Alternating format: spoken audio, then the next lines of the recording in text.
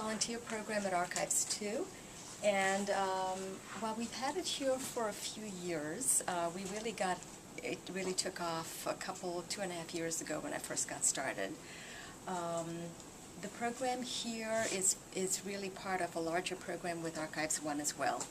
And I work very closely with my colleague Becky Martin down there to make sure that we have a cohesive program, though both buildings have different needs and projects and all. These large tables are specifically for holdings maintenance projects.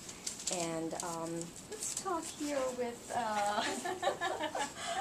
tell me your name. I'm Sarah, and I'm working on a rehousing project for World War I American Expeditionary Force records.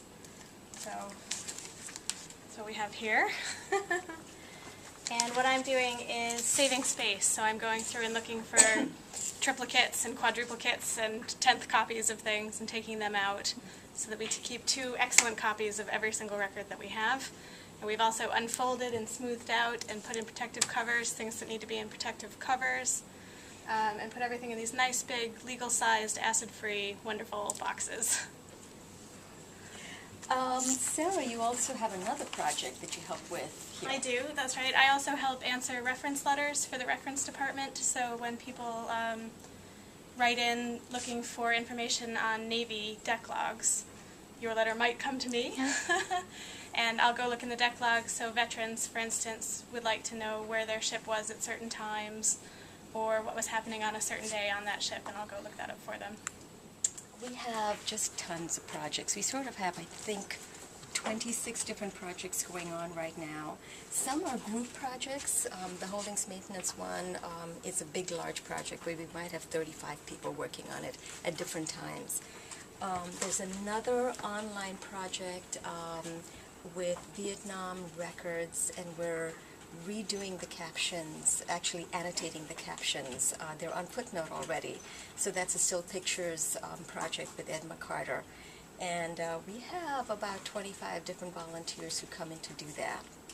And so I think we have about 10 computers in the room, and sometimes they're all taken. Today we have a couple more. People will be in and out. We have a very flexible schedule.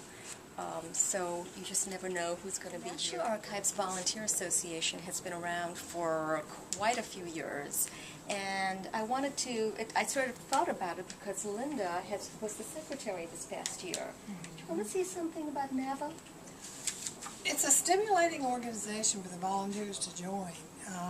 It not only informs us more about what the agency is doing, but it also has a very active enrichment program for the volunteers themselves. Every month we go to a different site, usually it's always been in Washington since I've been the 2 years I've been involved with it.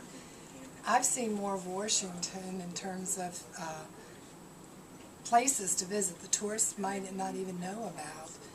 As a volunteer, and I've been in the area for almost 40 years.